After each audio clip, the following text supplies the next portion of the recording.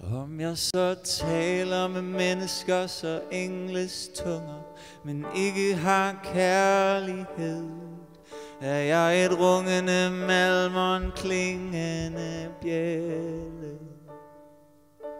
Og om jeg så har profetisk gave og kender alle hemmeligheder og ejer alle kundskaber, har al tro, så jeg kan flytte bjerge, men ikke har kærlighed, er jeg intet. Og om jeg så uddeler alt, hvad jeg ejer, giver mit legeme hen til at brændes, men ikke har kærlighed, gavner det mig intet.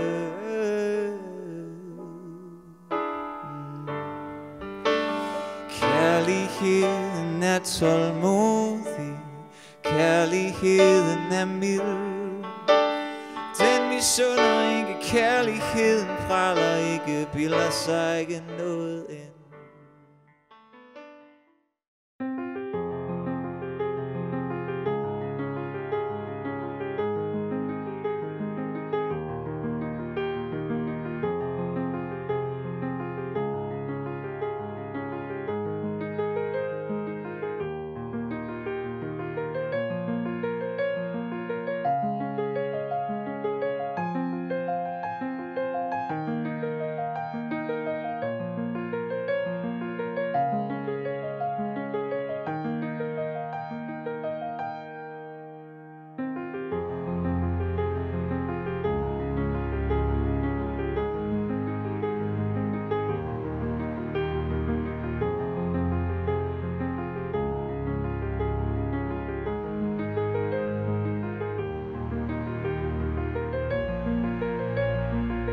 Så Karina, min elskede kone, du er en af de største livsnyder, jeg har.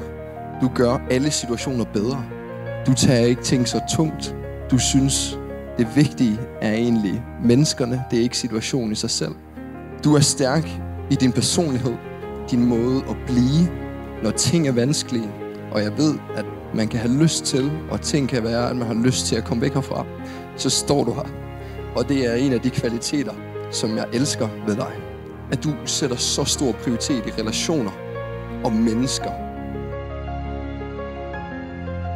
Min kære mand, min smukke kære mand. Peter, du er utrolig god på at give af det du har. Og du er utrolig god på at sætte andre mennesker foran dig selv. Og du har bare givet mig en større forståelse af hvad Guds kærlighed vil sige, og hvad nåden betyder. Og så er du bare utrolig stødig. Og jeg bare beundrer deg for din ro og for din måte å møte utfordringer på. Og uansett hva situasjoner du ser meg i, uansett hva som kommer ut og hva jeg tenker eller hvordan jeg ser ut, så passer du på at jeg vet at jeg er elsket. Du er bare, virkelig bare banken i hodet mitt at jeg er verdifull og jeg er elsket og jeg er vakker. Og så er du meg trygg fordi du alltid er ærlig med dine tanker og dine følelser. Og trygg fordi du vil gi Jesus først, og jeg vet at vårt liv blir med han i sentrum. Og jeg gleder meg til livet med deg, Peter. Jeg gleder meg til morgendagen, til å starte det, til å få lov å skape et hjem med deg, til å få lov å skape en familie med deg. Og jeg gleder meg til hva en Gud har for oss. Jeg elsker deg, Peter. Jeg glæder mig til alt det spontane. Jeg glæder mig til livet, du bringer ind i mit liv, selv når det er provokerende, når det ikke passer ind i mine rammer. Jeg glæder mig til eventyret. Jeg vil gøre alt for at være tæt på Gud og finde min identitet i ham. Jeg vil elske dig af hele mit hjerte. Jeg vil ære dig i ord og handling. Jeg vil være din støtte, når du har brug for mig igennem livets udfordringer.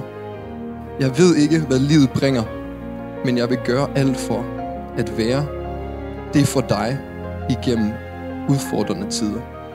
Jeg vil minde dig om, hvad Gud han siger om dig, og minde dig om, at jeg elsker dig igennem livet fremover. Karina, jeg elsker dig, og jeg glæder mig til livet sammen med dig.